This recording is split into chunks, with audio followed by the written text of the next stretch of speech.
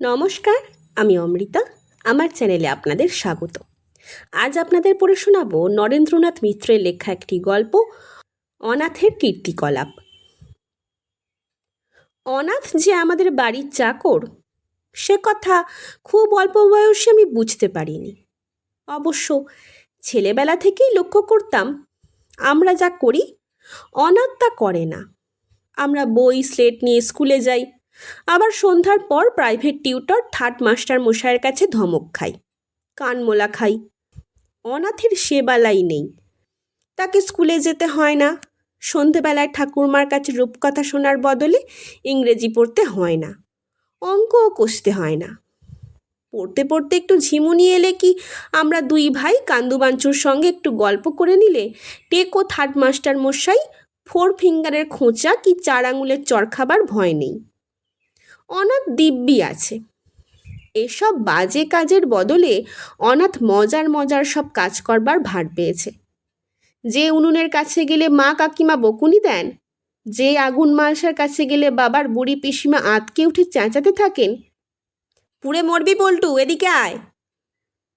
অনাথ দিব্যি সেই চেলা কাঠের গনগনে আগুনের কাছে গিয়ে চিমটে দিয়ে কলকে আগুন তোলে, তারপর ফুঁ দিতে দিতে বাবার হুকোয় বসিয়ে দেয়। আমাদের গ্রাম থেকে 1.5 মাইল দূরে ভাঙ্গার বাজার। সেখানে শুধু দুধ, মাছ, তরি তরকারি আর পান সুপারি ওঠে না, মনোহারি দোকানে নারকলি বিস্কুট আর লজেন্সও বিক্রি হয়। আর যদি বাবার বন্ধু লোহা আর কাঠের কারবারি রসরাজ দাসের আড়তে বেড়াতে যাই, তাহলে রসগোল্লাও মেলে। তিনি আমাদের দেখলেই পাশের ময়রার দোকান থেকে 1 হাঁড়ি রসগোল্লা আনিয়ে দেন। আমি ভাবতাম তিনি আমাদের রসগোল্লা খাওয়ান বলেই তার নাম রসরাজ রাখা হয়েছে। এমন যে রসে ভেজা ভাঙ্গার বাজার, সেখানেও আমরা 9 মাসে 6 মাসে কি কালে ভদ্রে যেতে পারি। যেতে চাইলেই মা বলেন, অত দূর হেঁটে যেতে পারবি নে। বাবা গম্ভীরভাবে বলেন, পড়া হবে না, স্কুল কামাই হবে। কেবল পড়া আর পড়া, স্কুল আর স্কুল, রোজই স্কুলে যেতে হবে, এ কি অনিয়ম। আমি মনে মনে ঝগড়া করি, মাকে বলি, কই অনাথদা তো স্কুলে যায় না।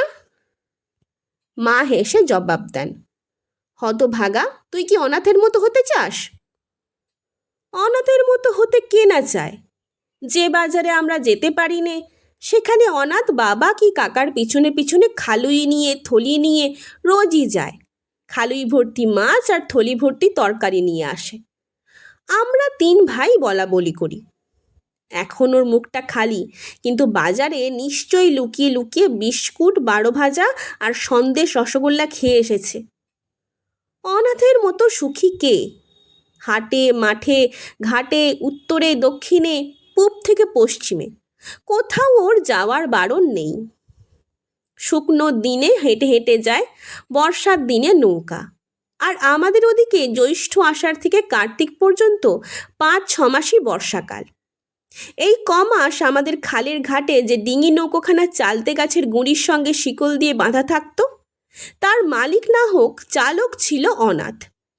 যে নৌকোয় আমাদের উঠতে মানা, অনাথ সেই নৌকোর গলিয়ের ওপর বসে বৈঠা বায়, দাঁড়িয়ে দাঁড়িয়ে লগি চালায়, নদীর মধ্যে গিয়ে নীল রঙের পাল খাটিয়ে দেয়। দক্ষিণে হাওয়ায় নৌকো তরতর করে ময়ূরপঙ্খীর মতো ভাঙ্গার বাজারের দিকে এগিয়ে চলে। সকালবেলা বাবা আর কাকা নৌকোর পাটাতনের ওপর মাদুর বিছিয়ে বসে গল্প করতে করতে কাছারিতে যান। অনাথ তাদের পৌঁছিয়ে দিয়ে আসে। সন্ধেবেলা মামলা মোকদ্দমার আলোচনা করতে করতে 2 ভাই বাড়িতে ফেরেন। অনাথ নদীর জলে বৈঠা ডুবিয়ে হাল ধরে থাকে। খাওয়া দাওয়ার বেলাতেও সুবিধা আছে অনাথের। ঝাঁকার নিচে ঢাকা পান্তা ভাত। আমি খেতে চাইলে মা বকুনি লাগান, রাগ করে বলেন, 12 মাস পেটের অসুখ ছাড়ে না, তার আবার পান্তা ভাত খাওয়ার শখ। কিন্তু অনাথের বেলায় কোনো নিষেধ নেই। সে আমাদের দেখিয়ে দেখিয়ে প্রায় রোজ পান্তা ভাত খায়। পোড়া লঙ্কা কি কাঁচা লঙ্কা পাতে ঘষে ডাল পোড়া দিয়ে দিব্যি মেখে হুস হুস করে অনাথ ভাতের থালা শেষ করে। খাওয়া হয়ে গেলে থালার জলটুকু, যাতে এখন অপূর্ব ঝোলের স্বাদ, চুমুকে চুমুকে শুষে নেয়। সেই একঘেয়ে গরম ভাত খেতে গিয়ে হিংসায় আমাদের বুক জ্বলে, চোখ টাটায়, জিভ দিয়ে জল পড়ে। গরমের দিনে পান্তা, শীতের দিনে পরশুতি, অনাথের মতো সুখী কে? বাবা বলে দিয়েছিলেন অনাথকে আমরা যেন অনাথদা বলে ডাকি। আমার চেয়ে অন্তত 5-6 বছরের বড়, কান্দু বাঞ্ছুর চেয়ে 8 বছরের। নাম ধরে ডাকা ভালো দেখায় না। আমরা সামনে অনাথদাই বলতাম, কিন্তু মা কাকিমার দেখা দেখি আড়ালে এসে দাদাটুকু দিব্যি বাদ দিতাম। বাবা বলে দিয়েছিলেন, অনাথের একটু আদর যত্ন করো, ও তো কায়েতেরই ছেলে, বেচারার কেউ নেই বলি এসব কাজ করতে এসেছে। ওর বাবা ওকে আমার হাতে দিয়ে গেছে, বলেছে মাইনে করির দরকার নেই মেজকর্তা, শুধু পেট ভরে দুটি খেতে দেবেন। অনাথের বাবা যে কদিন বেঁচে ছিলেন, আমার বাবা তাকে মাসে মাসে 2 টাকা করে পাঠিয়ে দিতেন। ওর বাবা মারা গেলে অনাথের মাইনের টাকাটা আলাদা করে রাখতেন। বলতেন, বড় হয়ে নিস, এখন হাতে কাঁচা টাকা পেলে নষ্ট করে ফেলবি। বাবা একদিন বললেন, ওকে একটু যত্ন টত্ন করো, বেচারা এই বয়সেই। মা জবাব দিলেন, করবো গো করবো, ভেবেছ তোমারই কেবল দয়া মায়া আছে, আমাদের আর ওসব বালাই নেই। পেয়ারের চাকরকে আশকারা দিয়ে দিয়ে তো মাথায় তুলেছ, এখনই মুখে মুখে জবাব দেয়, আরও তো দিন পড়েই আছে। বাবা কি বললেন শুনতে পেলাম না, তার বাইরে যাবার তাড়া ছিল। একটু বাদেই বেরিয়ে গেলেন। আমি তখন ক্লাস 3-তে পড়ি। পাঠমালা থেকে গুরুভক্ত আরণির উপাখ্যান পড়ছিলাম। পড়া ছেড়ে মায়ের কাছে এসে দাঁড়ালাম। বললাম, মা, পেয়ারের চাকর মানে কি? চুলে নারকেলের তেল মাখছিলেন মা। আমার দিকে তাকিয়ে হেসে বললেন, পাজি ছেলে, আড়াল থেকে আড়ি পেতেছিলি বুঝি মেয়েদের মতো? এত বড় হয়েছিস, এত বই পড়ছিস, চাকর মানে কি জানিস নে? আমি সদম্ভে বললাম, জানবো না কেন, চাকর মানে ভৃত্য, সার্ভেন্ট। অনাথদা কি তাহলে আমাদের? মা ধমক দিয়ে বললেন, যাও পড়া করো গিয়ে, বাজে বকতে হবে না। মাদুরের ওপর উপুর হয়ে বসে কান্দু স্কুলের জন্য খাতা ভরে গুণ অঙ্ক করে নিচ্ছিল। আমি গিয়ে বললাম, জানিস অনাথদা আমাদের চাকর। কান্দু বিজ্ঞের মতো ভঙ্গি করে বলল, আমি আগেই জানি। ও আমার চেয়ে ছোট, ওর এই দম্ভ আমার সহ্য হলো না। বললাম, ইস, বললেই হলো জানি, বলতো চাকর মানে কি, চাকরের ইংরেজি কি? কান্দু অবশ্য সংস্কৃত প্রতিশব্দও বলতে পারল না, ইংরেজি প্রতিশব্দও বলতে পারল না, কিন্তু তাছাড়া আর সবই পারল। যেন ভূগোলের নদী, পর্বত কি হ্রদের সংজ্ঞা মুখস্থ বলছে। তেমনই গড় গড় করে কান্দু বলে গেল, চাকর মানে কে না জানে, যে বাবার তামাক সাজে, কাকার পা টিপে দেয়, মা আর কাকিমার বকুনি খায়। বাঞ্চু শূন্যস্থান পূর্ণ করে বলল, ডাল পোড়া দিয়ে পান্তা ভাত খায়। কান্দু বলল, তাহাকে চাকর বলে। আমি খুশি হয়ে ওদের সঙ্গে ঝগড়ার বদলে ভাব করে নিলাম। বললাম, অনাথের সামনে বলতে পারবি? কান্দু সগর্বে বলল, কেন পারবো না, ওকে আমি ভয় করি নাকি? আমি বললাম, ঠিক আছে, অনাথ যখন আমাদের কথা শুনবে না, তখন আমরা ওকে জব্দ করব। তারপর স্কুলে যাওয়ার সময় আমি এক বায়না ধরলাম, অনাথদা, দক্ষিণের ঘরের পিছনের পেয়ারা গাছটা থেকে আমাদের 2টো করে পেয়ারা পেড়ে দাও না, পকেটে করে নিয়ে যাব, টিফিন পিরিয়ডে খাবো। অনাথ সঙ্গে সঙ্গে জবাব দিল, অত সুখের কাজ নেই, বই খাতা নিয়ে তাড়াতাড়ি নৌকোয় উঠে বসো, তোমাদের স্কুলে দিয়ে এসে আমি পাটের জমিতে যাব, মেজকর্তা বলে গেছেন। আমার আর ধৈর্য রইল না। দাঁত কিরমির করে মনে মনে বললাম, কেবল মেজকর্তা আর মেজকর্তা, আমরা বুঝি আর কর্তা নই? বাড়ির বড় ছেলে বলে আমাদের মুসলমান প্রজারা চাষি বর্গাদারের সবাই আমাকে বড় কর্তা বলে সম্মান করে, আর বাড়ির চাকর হয়ে অনাথ আমাদের গ্রাহ্যের মধ্যে আনে না। এর শোধ তুলতে হবে, মজা দেখাতে হবে ওকে। চোখের ইশারায় আমি কান্দুকে কাছে ডেকে বললাম, এই, খুব তো স্কুলে যাচ্ছিস, পড়াটরা হয়েছে তো? কান্দু কিছু বুঝতে না পেরে বলল, কেন হবে না? আমি গম্ভীরভাবে থার্ড মাস্টারের গলার স্বর আর গোল গোল চোখে তাকাবার ভঙ্গি নকল করে বললাম, বলতো দ্বীপ কাহাকে বলে? কান্দু গড় করে মুখস্থ বলল, যে স্থলভাগ চতুর্দিক স্বাভাবিক জলরাশি দ্বারা বেষ্টিত তাকে দ্বীপ বলে, যথা সিংহল। বাঞ্ছু কান্দুর সঙ্গে একই স্কুলে একই ক্লাসে পড়ে। এখনও আমাদের এমই স্কুলে আসতে পারেনি। জেলা বোর্ডের প্রাইমারি স্কুলে মতি মাস্টারের মার খাচ্ছে। যখন আর কোনো মাস্টার মশাই সামনে থাকেন না, তখন আমিই ওদের মাস্টার। আমি বললাম, গুড। তারপর বাঞ্ছুকে বললাম, ইউ বাঞ্ছু, বলো তো হ্রদ কাকে বলে? ভূগোল বাঞ্ছুরও টানা মুখস্থ। সে বলে গেল, যে স্বাভাবিক জলভাগের চতুর্দিক স্থল দ্বারা বেষ্টিত তাকে হ্রদ বলে, যথা চিল্কা কি কাশ্মীরের ডাল হ্রদ। আমি ওকে উৎসাহ দিয়ে বললাম, ভেরি গুড। আচ্ছা কান্দু, তুমি এবার বলো তো চাকর কাহাকে বলে? কান্দু এবার মুখ মুচকে হেসে বলল, যে স্বাভাবিক মানুষটি, ওভাবে হবে না, যে মানুষ পরের বাড়িতে থাকে, খায়, বারবার তামাক সাজে, হাট করে, বাজার করে, নৌকো চালায়, গালমন্দ খায়, তাহাকে চাকর বলে, যথা। দৃষ্টান্ত আর দিতে হলো না। কান্দুকে তার আগেই অনাথ এসে ওর কান টেনে ধরল। ইয়ার কি হচ্ছে? এত বড় ফাজিল হয়েছ তোমরা? আর যায় কোথা, আমি অনাথের ওপর ঝাঁপিয়ে পড়লাম। এত বড় স্পর্ধা! চাকর হয়ে আমার ভাইয়ের গায়ে হাত দিবি? চাকরকে চাকর বলবে না মেজকর্তা বলবে? তুই চাকর, তোর বাপ চাকর, তোর 14 পুরুষ চাকর। অনাথ আমার চেয়ে মাথায় অনেক লম্বা, গায়ে শক্তিও অনেক বেশি, চোয়ারে চোয়ারে হাত পা, কাঠের মতো শক্ত। কৌশলে ও আমার দুটো হাত একটি মুঠোর মধ্যে বন্ধ করে রাখল। আঁচড়াতে দিল না, কিলোতে দিল না, চড়াতে দিল না। আমি কামড়াতে গেলাম, ও আমার মুখের সামনে বাঁ হাতের তালু টান করে মেলে ধরল। আমি ঘৃণায় ওর সারা গায়ে থুতু ছেটাতে লাগলাম। কিন্তু এই খণ্ডপ্রলয় বেশি দূর এগোতে পারল না। গড়াতে পারল না। মা, কাকিমা আর দিদিভাই রান্নাঘর থেকে ছুটে এলেন, ছাড়িয়ে নিয়ে গেলেন আমাকে। সবাই অনাথের দোষ দিতে লাগলেন। কাকিমা হাসি চেপে বললেন, সত্যি কান্দুর কানে হাত দেওয়া তোর উচিত হয়নি অনাথ। আমরা কেউ কানে হাত দিতে গেলে ওর মুখ লাল টকটক করতে থাকে। ওর অপমান বোধ বড় বেশি। মা রাগ করে বললেন, তুই থাম সরজু, বাড়ির চাকরের এত আস্পর্ধাই বা হবে কেন? যখন তখন ছেলেদের গায়ে হাত না দিলে চলবে না, এই বা কী কথা? আসুন উনি বাড়িতে।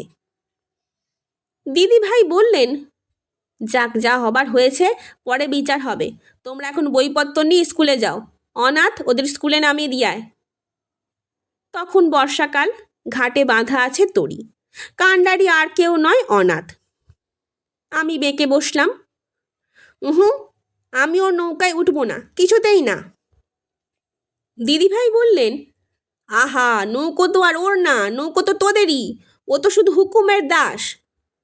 আমি বললাম, ও আমাদের শত্রুপক্ষ। ইচ্ছে করলে যাওয়ার সময় হিজল গাছের সঙ্গে নৌকার ধাক্কা লাগিয়ে ও আমাদের জলেও ফেলে দিতে পারে, তাহলে সবাই ডুবে মরব। অনাথ তবু আমাদের দল ভাঙবার চেষ্টা করতে ছাড়ল না। সে বলল, বেশ, পল্টু না যায় না গেল, কান্দু বাঞ্ছু তোমরা এসো, রায়দের পুকুর পাড়ে নামিয়ে দিয়ে আমি মাঠে চলে যাব। কিন্তু কান্দু বাঞ্ছু ও অনর, ওরা কেউ ঘরের শত্রু বিভীষণ হতে রাজি নয়। তাছাড়া স্কুল কামাই করবার আরও একটা মৌকা পেয়েছে। ওরা কি বোকা যে সুযোগটা ছেড়ে দেবে? আমরা কেউ স্কুলে গেলাম না। স্কুল কামাই করবার ফন্দিতে আমি ছিলাম রাজা। কান্দু আর আমার খুড়তুতো ভাই বাঞ্ছু যথাক্রমে মন্ত্রী আর সেনাপতি। আজ মাথা ধরা, কাল পেট ব্যথা, পরশু কান কটকট করা। স্কুলে যাবার বাধা অনেক। বানিয়ে বানিয়ে আমি এমন সব রোগের নাম করতাম যে রোগ চোখে দেখবার জো নেই। কিন্তু মাস্টার মশাইদের সবাই ভালো মানুষ ছিলেন না। পেটের ব্যথার কথা শুনলেই তারা কেউ কেউ আমাকে কাছে ডেকে জামা তুলে 2 আঙুলে পেটের চামড়া টেনে ধরেন, না হয় একটা আঙুল প্রায় সরকি বর্ষার মতো পেটের মধ্যে বসিয়ে দেন। কোথায় ব্যথা তোর দেখি? ভেড়ার পালে সত্যিই বাঁক পড়ে। যে ব্যথা ছিল না আঙুলের খোঁচায় সেই ব্যথা চলে আসে। স্কুলে না গিয়ে সারাদিন আমরা মনের খুশিতে খেলাধুলো করে কাটালাম। একটা খেলা প্রায়ই ঘুরে ফিরে আসতে লাগলো। চেয়ার কি টুলের ওপর বসে আমি হুকুম করি, এই অনাথ, তামাক সেজে নিয়ে আয় তো। আর কান্দু তখনই অনাথ সেজে তামাক সাজতে বসে। ভাঙা একটা কলকের মধ্যে টুকরো কাগজ কি খড়কুটো ভরে দিতে দিতে অনাথরূপী কান্দু সবিনয়ে বলে, নিন মেজকর্তা, তামাক নিন। কান্দুর পর বাঞ্ছু, সেও 2-1 নম্বর অনাথের পার্ট পায়।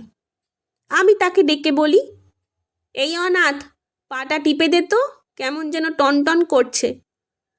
বাঞ্ছু অমনি অনাথ হয়ে পা টিপতে বসে। আমি মেজকর্তার ভূমিকা নিয়ে গম্ভীরভাবে জিজ্ঞাসা করি, নৌকোটা ভালো করে ধুয়েছিস তো? অনাথ বেশি কান্দু বলে, হ্যাঁ মেজকর্তা। আমি বলি, নৌকো ধুয়ে মুছে রাখবি, পাটাতনের সবগুলি তক্তা যেন বেশ পরিষ্কার থাকে। বাঞ্ছু বলে, আজ্ঞে মেজকর্তা। আমি আরও হুকুম করি, গরুর দড়ি নেই, কুয়োর দড়িও ছিঁড়ে গেছে, পাকিয়ে রাখবি। রাখবো মেজকর্তা। আচ্ছা, যা এবার। বাঞ্ছু উঠে দাঁড়িয়েছিল। কান্দু হঠাৎ বলে, দাদা তুমি সরে এসো, আমি একবার মেজকর্তা হই, বাঞ্ছুটা অনাথ হয়েই থাকুক। কিন্তু আমার তা ইচ্ছা নয়। আমি তাড়াতাড়ি ও খেলা ভেঙে দিয়ে অন্য খেলার আয়োজন করি। মনিব চাকরের অভিনয় আমরা অনাথের সামনেই করতে থাকি। সে সংসারের নানা কাজ করতে করতে মাঝে মাঝে আমাদের দিকে কটমট করে তাকায় আর শুনিয়ে শুনিয়ে বলে, আসল মেজকর্তা আসুন, তখন মাস্টার টের পাবে। আমরা হো হো করে হেসে উঠি। বাবা কাকার ফিরতে বেশ রাত হয়। আমরা তার আগেই ঘুমিয়ে পড়ি। পরদিন ভোরে বইপত্র নিয়ে পড়তে বসেছি, হঠাৎ বাবার বিচার সভায় আমাদের ডাক পড়ে। পূবের ঘরের বারান্দায় লম্বা আর উঁচু একটা টুল পাতা, সেখানে বসে বাবা তামাক খাচ্ছিলেন। কাল বিকেলে আমি ঠিক ওই জায়গায় মেজকর্তা হয়ে বসে কান্দু বাঞ্ছুকে অনাথ সাজিয়েছি। আর এখন সত্যিকারের মেজকর্তার সামনে মুখ নিচু করে দাঁড়াতে হচ্ছে। আমরা 3 জন আসামি, ফরিয়াদি অনাথ। বাবা তামাকের ধোঁয়া ছেড়ে গম্ভীর গলায় বললেন, পল্টু, তুমি নাকি কাল অনাথকে যা নয় তাই বলে গাল দিয়েছ, ওর 14 পুরুষ উদ্ধার করেছ বলে শুনলাম। আমি ক্ষীণ প্রতিবাদের সুরে বললাম, কিন্তু অনাথ যে। লম্বা চওড়া চেহারা, রাশভারী মেজাজ, বাবার আওয়াজ গুরুগম্ভীর। তার মুখের দিকে তাকাবার সাহস নেই। মাটির দিকে চেয়েই কথা বলছিলাম, কিন্তু সে কথাও তিনি শেষ করতে দিলেন না। কড়া এক ধমক দিয়ে বললেন, অনাথ নয়, অনাথ দা বলো। ও তোমার চেয়ে বয়সে অনেক বড়। তুমি শুধু ওকে গালাগালিই করনি, ওর গায়ে থুতো ছিটিয়েছ, বিনা কারণে স্কুল কামাই করেছ। তোমার গুণের অন্ত নেই।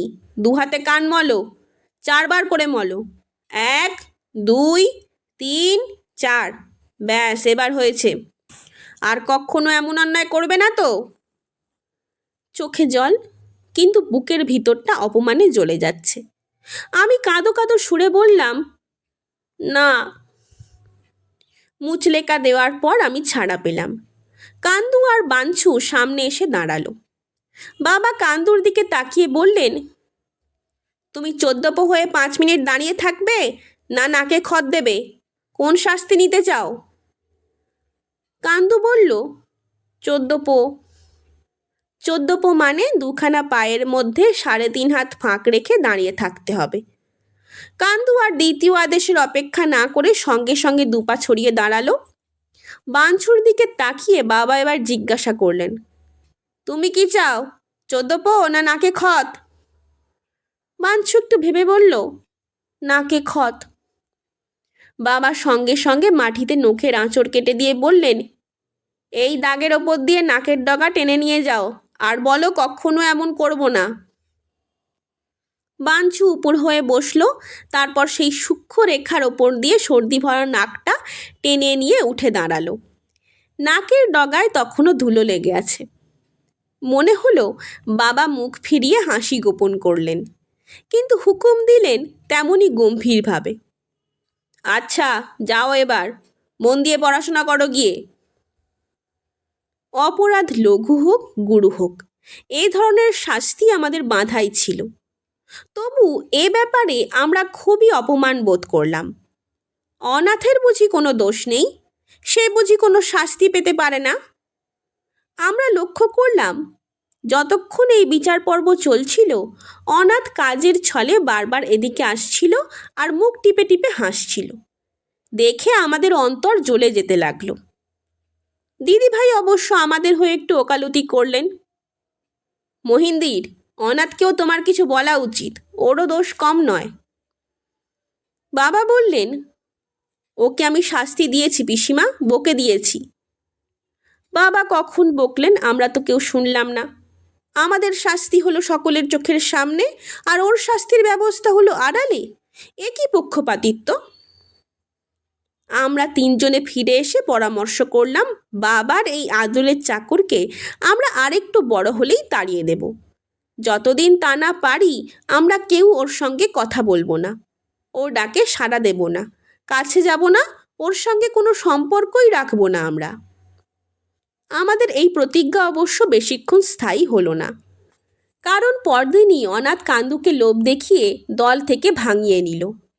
নৌকো করে ও যখন শাপলা তুলতে গেল, লুকিয়ে লুকিয়ে কান্দুকে নিয়ে গেল সঙ্গে। সন্ধ্যার পর ফিরে যখন এলো, নৌকোর খোল ভর্তি শুধু সাদা ফুলের শোভা, নালগুলি সাপের মতো পাকিয়ে রয়েছে। কিন্তু ওরা শুধু তরকারি রেঁধে খাবার জন্য শাপলাই আনেনি, পদ্মের পোগলও নিয়ে এসেছে। কান্দু খানিকটা আমাকে আর বাঞ্ছুকে ভাগ করে দিল, কিন্তু আমার ভাগ আমি ছুঁড়ে ফেলে দিয়ে বললাম, বিশ্বাসঘাতক বিভীষণ কোথাকার। ওরা সরে গেলে সেই ফেলে দেওয়া পোগলগুলি আমি অবশ্য ফের কুড়িয়ে নিলাম। তারপর একটা একটা করে বিচিগুলি ছাড়িয়ে ছাড়িয়ে খেতে লাগলাম। বাঞ্ছুর তো মান অপমান জ্ঞান নেই, ও পাওয়ার সঙ্গে সঙ্গে খেতে শুরু করেছে।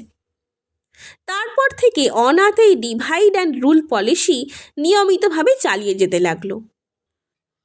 আমরা একসঙ্গে ওর বিরুদ্ধে আর জোট বাঁধতে পারি নে। জোট বাঁধলেও বেশি দিন তা থাকে না। ও বাঞ্ছুকে নিয়ে বাজারে যায়, আমাকে নিয়ে ভাঙ্গার হাটে, কান্দুকে লুকিয়ে লুকিয়ে 3 মাইল দূরে ছাতিমতলার মাঠ থেকে ঘোড়দৌড় দেখিয়ে নিয়ে আসে। আমাদের তিনজনের মধ্যে রেষারেষি সৃষ্টি করেই ওর আনন্দ। ও যেন স্বর্গের দেবতা, কার ওপর কখন যে ওর দয়া হবে তা শুধু ওই জানে। দিদিভাই মাঝে মাঝে বলেন, অনাথ তুই বড় নিষ্ঠুর রে। অনাথ বলে, কেন বুড়ো ঠাকুরুন? দিদিভাই বলেন, তোর প্রাণে দয়া মায়া নেই, তুই একজনকে কাঁদিয়ে আর একজনকে হাসাতে ভালোবাসিস।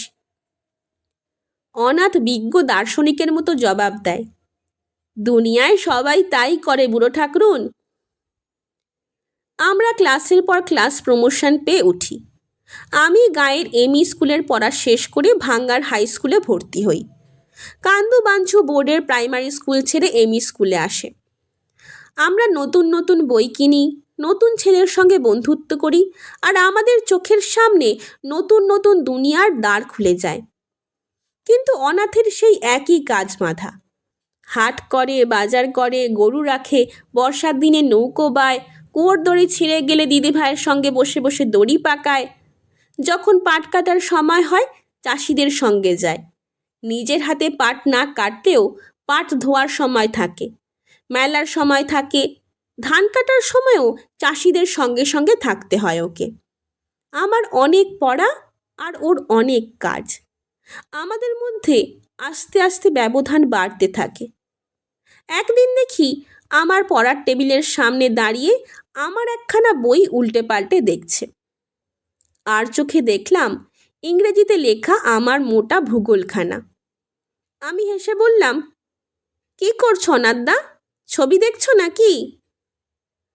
অনাথ গম্ভীরভাবে বলে, আমি মনে মনে হাসি। কোনো রকমে বানান করে করে বাংলাটা একটু একটু পড়তে পারলেও ইংরেজি বইয়ের অনাথ কি বুঝবে? আস্তে আস্তে অনাথের চালচলনও বদলাতে থাকে। ও আজকাল মা কাকিমার কথা ভালো করে শুনতে চায় না। ফাঁক পেলেই ধোপা বাড়িতে গিয়ে আড্ডা দেয়, কি শিলেদের বাড়িতে গিয়ে তাস খেলে। লুকিয়ে লুকিয়ে বিড়ি আর সস্তা সিগারেট খাওয়াও শুরু করেছে। একদিন বাবা ওকে খুব বকলেন, আর একদিন তিনি ওর কান টেনে ধরে এক চড় লাগালেন গালে। হারামজাদা শুয়োর, তোমাকে এই জন্যে এত আদর করে রেখেছি, তুমি যত বাজে বদমাস লোকের সঙ্গে মিশবে আর আড্ডা দেবে। জানিস মানুষ নষ্ট মেলে আর খাটাস নষ্ট তেলে। ফের যদি বেয়ারাপোনা করবি ঘাড় ধরে দাঁড়িয়ে দেব।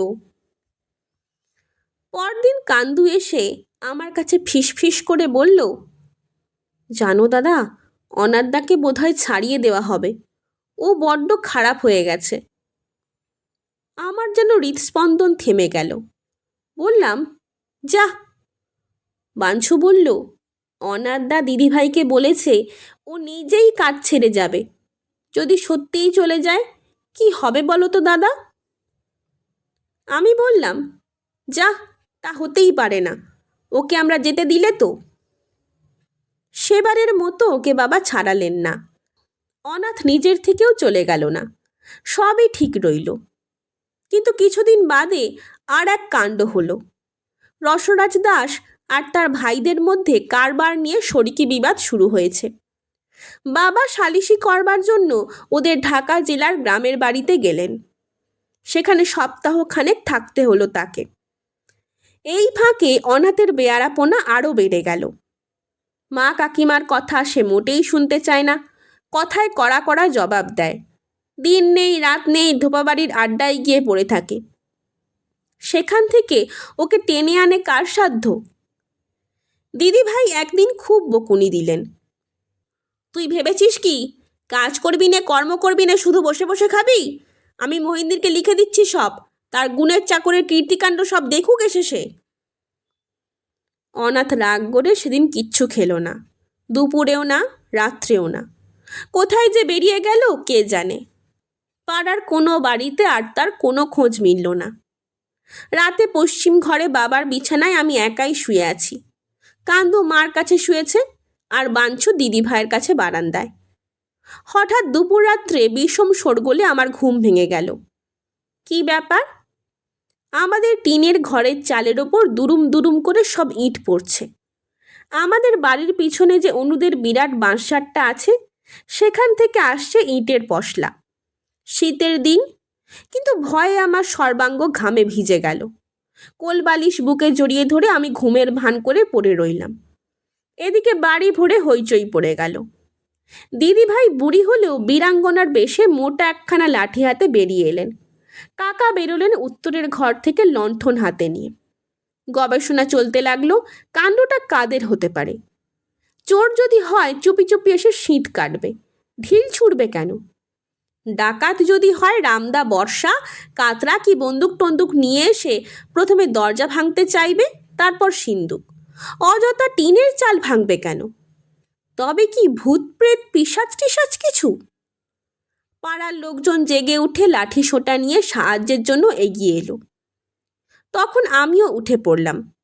তার আগেই ঢিল পড়া থেমে গিয়েছে। শেষ পর্যন্ত নদীর ধারে দুর্বৃত্তেরা ধরা পড়ল। আর কেউ নয়, অনাথ আর তার সাঙ্গপাঙ্গ। লজ্জায় আমরা মুখ দেখাতে পারি নে। ছি ছি ছি। কেউ বললেন, ছি ছি ছি। কেউ বললেন, ওকে চৌকিদারের হাতে দিয়ে দাও, সে টানতে টানতে থানায় নিয়ে যাবে। কেউ বললেন, তার দরকার কি, ওকে এখানেই উত্তম মধ্যম দিয়ে দাও। কিন্তু কাকা বললেন, মেজদা আসুন, তারপর ওর বিচার হবে। আমরা ভাবলাম এবার আর ওর রক্ষে নেই। বাবা এসে এবার ওকে সত্যিই ছাড়িয়ে দেবেন। দুদিন বাদে বাবা এলে অনাথের নামে মা নালিশ করলেন, দিদি ভাই নালিশ করলেন, কাকাও দু চার কথা বলতে ছাড়লেন না। বাবা সব কান পেতে শুনলেন। তারপর অনাথকে ডেকে বললেন, হতভাগা, ডাকাত সেজেছিলি না ভূত সেজেছিলি? নে এবার ভালো করে এক ছিলিম তামাক সাজ দেখি। অনাথ মুখ নিচু করে তামাক সাজতে বসল। বাবা ওর দিকে তাকিয়ে মুখ টিপে টিপে হাসতে লাগলেন। শুনেছি বাবা সেবার সালিশিতে খুব সুনাম কিনেছিলেন। চমৎকার ভাগবাটোয়ারা করে বিবাদ মিটিয়ে দিয়েছিলেন দাসমশাইদের। তারা একখানা দামি শাল বাবাকে উপহার দিয়েছিলেন। আরও 2 বছর বাদে আমি সেবার ম্যাট্রিকুলেশন পরীক্ষা দিয়েছি। অনাথ বাবার হাতে হুঁকোটা এগিয়ে দিয়ে নখ খুঁটতে খুঁটতে মুখ নিচু করে বলল, মেজকর্তা, এবার আমাকে বিদায় দিন। বাবা বললেন, সে কি রে, কোথায় যাবি তুই? অনাথ বলল, আমি অন্য জায়গায় কাজ করব।